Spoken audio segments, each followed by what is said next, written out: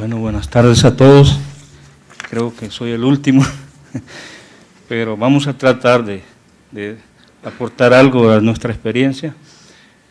Cuando me invitaron, me dijeron que hablara de la experiencia que habíamos tenido en el tema de derechos humanos y en el problema de los archivos.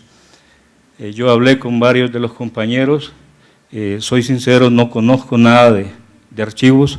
Soy abogado, más que todo defensor de derechos humanos, ¿verdad? Y entonces lo veo desde otro punto de vista. Creo que con los compañeros tratamos de hacer alguna ponencia, ¿verdad? Y pues ahí está.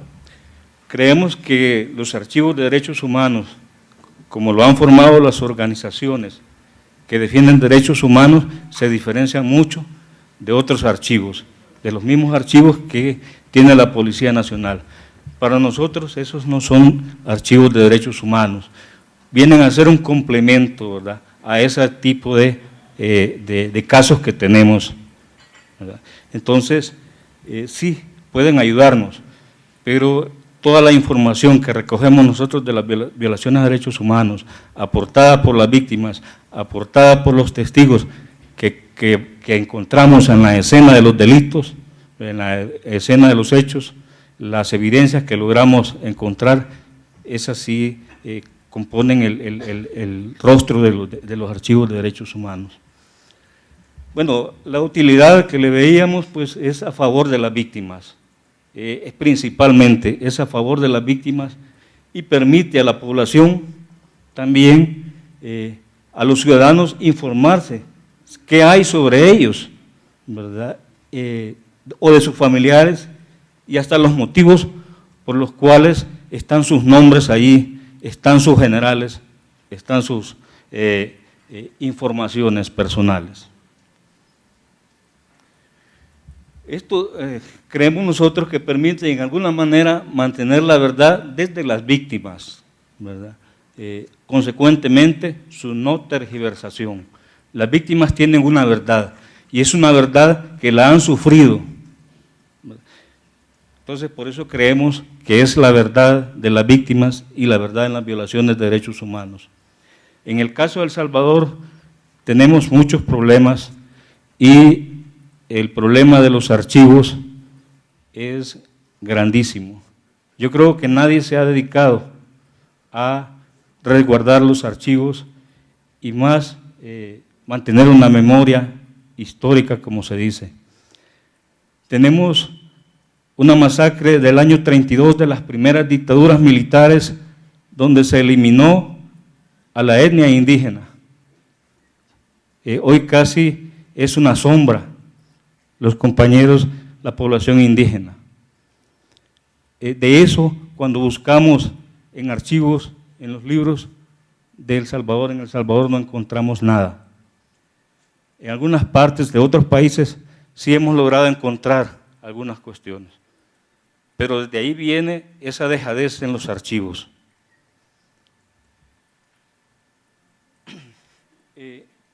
Cuando no ha existido de parte del Estado la política esta a recuperar la memoria histórica, a tener los archivos del conflicto, es aún peor, ¿verdad? Y preservarlos mucho menos, porque para que estos estén a la disposición de las víctimas, de la población y pues de los investigadores, ¿verdad?, que también deben haber parámetros para que ellos puedan tener acceso.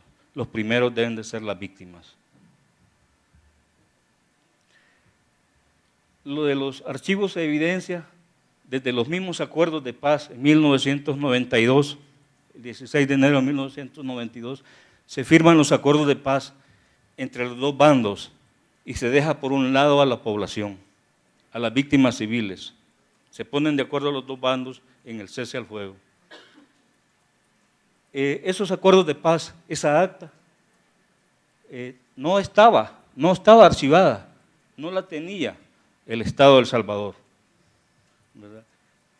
Esta acta estaba resguardada, ¿verdad? Esta es una noticia reciente, donde el presidente de esa época está entregando el documento que lo tenía en su casa.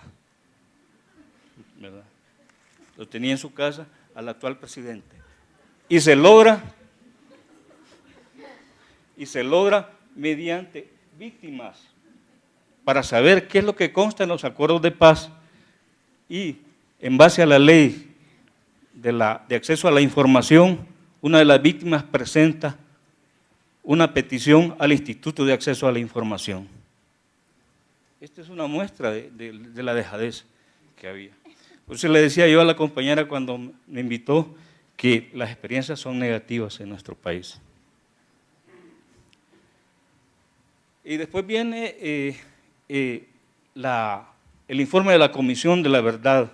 En el 93, el 15 de marzo del 93, la Comisión de la Verdad entrega su informe denominado De la locura a la esperanza.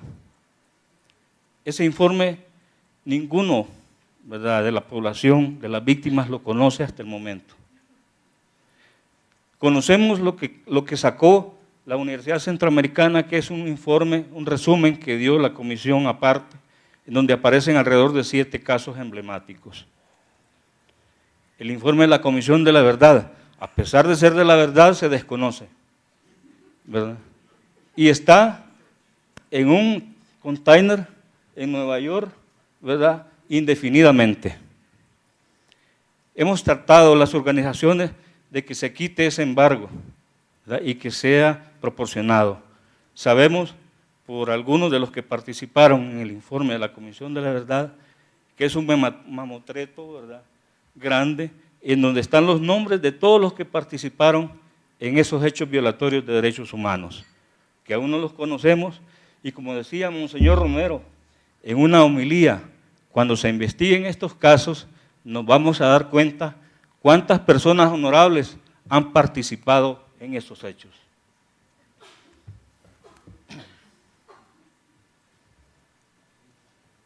Bueno, esto está evitando conocer la memoria histórica de nuestro país. Estamos luchando en eso.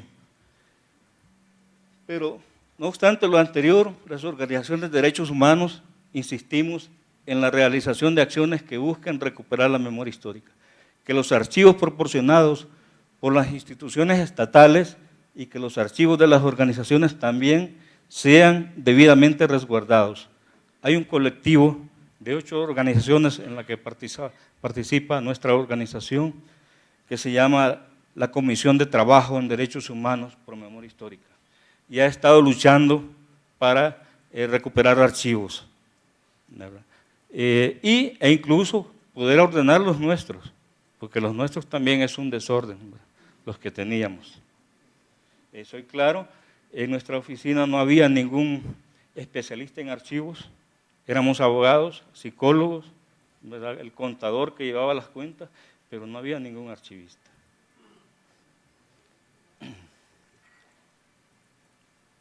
En El Salvador es necesario también la obtención de todo archivo que contenga información de violaciones a derechos humanos, pero también es necesario esos archivos que de alguna manera dan información.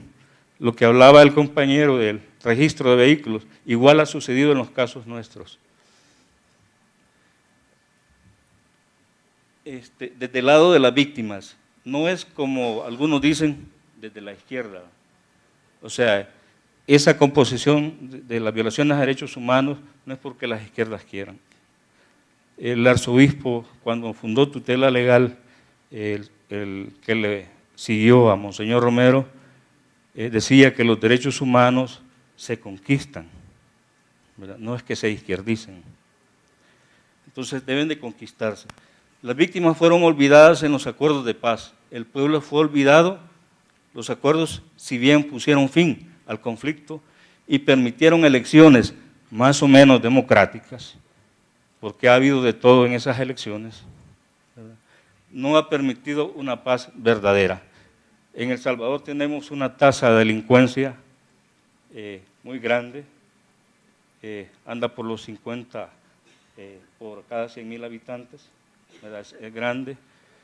Hay veces que ha llegado a 70, y en un pueblo chiquito, ¿verdad?, una ciudad pequeña, un territorio pequeño, 5,000 habitantes, o sea, no, es pequeña.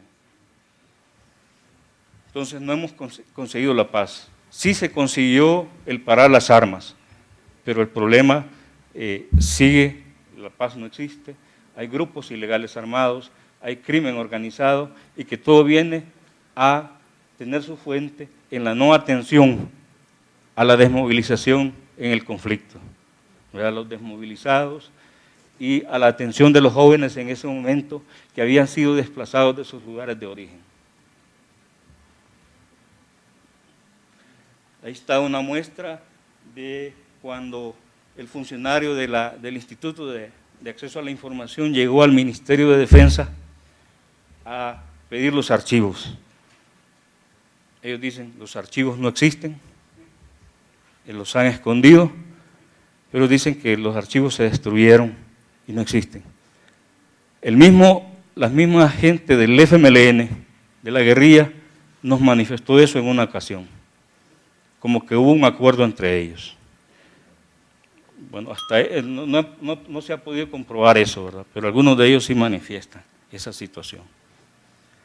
Pero aquí surge esta situación y en una casa de una colonia de personas adineradas, en la colonia Escalón, se encontró una libreta con alrededor de 3,000 fotografías. Nosotros le hemos llamado el libro amarillo, porque así lo dice en la pasta, el libro amarillo. Así está clasificado según lo que le dieron, y ahí dice archivo del Departamento 2 del Estado Mayor, ¿verdad? Que lo usen, sacar fotocopias para el boletinero. Hay unas cuestiones. Hay una clasificación de las fotografías, tienen una clasificación igual al de la Policía Nacional de Guatemala, ¿verdad? Igualita, como que fue el mismo asesor, ¿verdad? Entonces, ahí está el libro amarillo. Quisimos que el señor, un jardinero, nos dijera qué casa había sido, ¿verdad? Él hasta ahorita no ha querido decir. Creemos, porque eso que se encontró es una fotocopia, me imagino, del Archivo General. Creemos que esos archivos también están fotocopiados y están resguardados, ¿verdad? Igual a los que queremos hacer nosotros, ¿verdad? Porque la derecha no se va a olvidar de esa información, la quiere tener. Bueno, creemos que como organización que pretende defender y proteger los derechos humanos, que los archivos de memoria histórica deben ser administrados por miembros de las organizaciones de derechos humanos, que el Estado solo debe proveer el presupuesto, ¿verdad? Porque el problema es qué interés puede mover en un momento determinado el Estado. Incluso las víctimas pueden administrar. Permitirle buscar a las víctimas y a los que se nombren asesoría, pero nunca nombrar administradores que no sean de parte de las víctimas o de las organizaciones de derechos humanos. Evitar el trabajo burocrático diferente al de la convicción de las víctimas. También eso es posible. Las víctimas nos van a entregar inmediatamente, o quienes estén administrando esa información. Pero si ponemos a otras personas que el Estado las nombra, con algunos, puede ser con algunas situaciones ahí, puede ser que nos hagan 1000 cosas para detener esa información. Ahí está una muestra de lo que las víctimas, esa es una masacre de unos campesinos en El Salvador, la masacre más grande de Latinoamérica, más de 1000 campesinos masacrados en una operación de tierra arrasada por el ejército. Y ahí nos dice la placa en el monumento, ¿verdad?, de qué se trata. Esas palabras fueron también puestas por una sobreviviente, Rufina Maya, que no cayó desde que sucedió la masacre. Siempre mantuvo la verdad, siempre dio su testimonio, y hemos logrado encontrar noticias en el Washington Post, ¿verdad?, en varias noticias de periódicos de Estados Unidos que lograron. Incluso los periodistas fueron sacados de sus periódicos por lanzar esa noticia. Entonces, ese es uno de los casos que tenemos muy emblemático. Creemos que para llegar a la memoria histórica debemos pasar por la justicia. Principalmente debemos pasar por la justicia. Creo que ahí es donde más se pone en prueba la verdad, cuando se busca la justicia. Si no, sería otro conjunto de papeles con los mismos acuerdos de paz. El principal objeto de los archivos de derechos humanos es la búsqueda de la justicia. Estoy hablando de los archivos que nosotros consideramos como de derechos humanos. Y pues ahí lo vemos en la acción punitiva. Si no hay posibilidad de tener los archivos estatales, existen otras formas, pensamos, de obtener información y buscar la justicia. En tutela legal, en la oficina, que es un pleito todavía ahorita por esos archivos, las víctimas están peleando por esos archivos que están en el arzobispado. Habíamos logrado recoger todos los periódicos de la época del conflicto, del diario oficial. Ahí en el diario oficial aparecen todos los acuerdos y nombramientos de todos los funcionarios del país, incluso los militares. Y ahí tenemos una prueba de quién era el encargado de tal brigada, incluso hasta lo que ganaba. Ahí está en el presupuesto de la nación. Entonces creemos que hay otros archivos que pueden complementar. Y hay otros archivos, los mismos periódicos de circulación pública, ¿verdad? Nosotros teníamos esa situación de clasificar la información. Íbamos agregando las noticias que salían de cada caso, incluso de los operativos exitosos que llevaba la Fuerza Armada. En el caso del Mozote, que les hablaba, encontramos una noticia que decía: la operación Yunque y Martillo fue exitosa. Matamos y destruimos a los guerrilleros, les quitamos la escuela militar a los guerrilleros, cosa que no había sido así, había sido la población civil la que había sido asesinada. Ahí está María Julia Hernández, porque hasta eso nos han querido hacer. La Asamblea Legislativa en El Salvador quiso nombrar hijo meritísimo al mayor Roberto Dawson, el que está involucrado en el asesinato de Monseñor Óscar Arnulfo Romero. Imagínense hasta dónde llega, y tuvimos una lucha fuerte con las organizaciones y en la Asamblea. Ahí estamos en el patio de la Asamblea, hay el palo de hule que le decimos que era el lugar, el punto de encuentro en las reuniones de protesta, y pues ahí protestamos para que no se le declarara hijo meritísimo a este militar que está involucrado y es el que formó los escuadrones de la muerte. En El Salvador se ha logrado pues un poco avanzar en el tema de memoria histórica, buscar y conocer la verdad, dignificar a las víctimas a través de resoluciones, más que todo obtenidas en la Comisión Interamericana de Derechos Humanos y en la Corte. En El Salvador no se ha logrado ningún proceso judicializar. Eso está difícil, estamos peleando por eso. Hemos tenido reuniones con el fiscal general, ¿verdad? Y estamos tratando de que acceda, ¿verdad?, a judicializar los casos.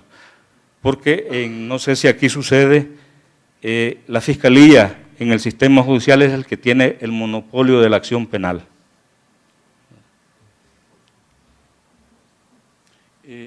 Para el caso, en la búsqueda de niños desaparecidos y algunos casos emblemáticos. En la búsqueda de niños desaparecidos, ProBúsqueda, otra organización que busca a los niños desaparecidos del conflicto, también ha logrado muchas sentencias y también ha logrado encontrar niños en diferentes partes del mundo que fueron adoptados. Aquí, nada menos, en esta semana salieron esta información. Imagínense que están sacando información desclasificada de Argentina, del Estado de Argentina, y se encuentra ya que hay información del caso Monseñor Romero. En este caso es ese joven, es así cuando estaba pequeño y fue llevado a Europa. Fue encontrado posteriormente a través de una foto que se encontró en una casa de un militar. Una de las recomendaciones de la Comisión de la Verdad fue la creación de la Fundación de la Memoria y la Verdad, la que no ha sido acatada por ningún gobierno, ni el que tenemos actualmente, que es de izquierda. Apenas actualmente se está logrando dar algunos pasos en ese sentido, pero es con el Procurador de Derechos Humanos, que por suerte fue miembro de la Oficina de Tutela Legal. Y se ha iniciado con eso. ¿Y qué se busca? Pues la reparación, promesas hay de parte del gobierno, pero no hay nada todavía. El mismo informe de la Comisión de la Verdad está basado en un archivo que al efecto se construyó, pero que se desconoce su paradero, ¿verdad? Que es el que sabemos que está en Nueva York. Y bueno, el informe de la Comisión de la Verdad no pudo hacerse con los archivos del Estado, se hizo con los archivos de las organizaciones, ¿verdad?, de derechos humanos. Creo que ahí está todo, me alcanzó el tiempo.